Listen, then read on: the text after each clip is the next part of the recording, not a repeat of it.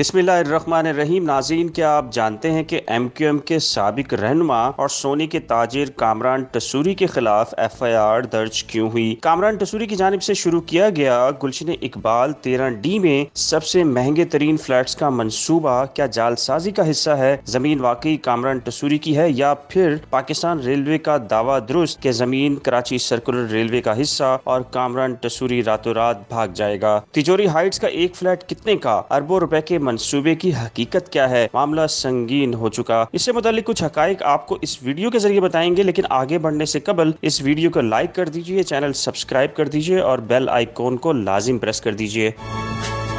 जी हाँ नाज़रीन, कामरान टसूरी के खिलाफ पाकिस्तान रेलवे ने एक मुकदमा दर्ज करा दिया है, जिसमें कहा गया कि गुलशन इकबाल 13D में गिलानी रेलवे स्टेशन की जमीन पर कब्जा करके गैर कानूनी महंगा तरीन कसीरुल मंजिला मंसूबा बनाया जा रहा है, जिसमें एक फ्लैट की मालियत 2 करोड़ तक जा पहुंची है। मुकदमा दर्ज हुआ और कामरान टसूरी सिंध हाई कोर्ट पहुंचे और जमानत हासिल करने में कामयाब हो चुके। दूसरी जानिब कामरान टसूरी भी पीछे हटने को तैयार नहीं। उन्होंने सिंध हाई कोर्ट में रजा रब्बानी के जरिए रेलवे के खिलाफ एक केस दाखिल कर दिया और अदालत ने रेलवे हुक्काम को तिजोरी हाइट्स के तामीराती काम में रुकावट डालने से रोक दिया है। कामरान टसूरी का दावा है कि उनके पास ये जमीन मुकम्मल तौर पे कानूनी है और उन्हें इस मंसूबे को बनाने से कोई नहीं रोक सकता, मगर रेलवे हुक्काम ने ऑपरेशन शुरू ही किया था कि कामरान टसूरी दोबारा अदालत जा पहुंचे और रेलवे हुक्काम को तौहीन अदालत के नोटिस कराने में कामयाब हो गए। इधर पाकिस्तान रेलवे भी हार मानने को तैयार नहीं। 3 दिसंबर को पाकिस्तान रेलवे की जानिब से एक और दरखास्त दायर की गई,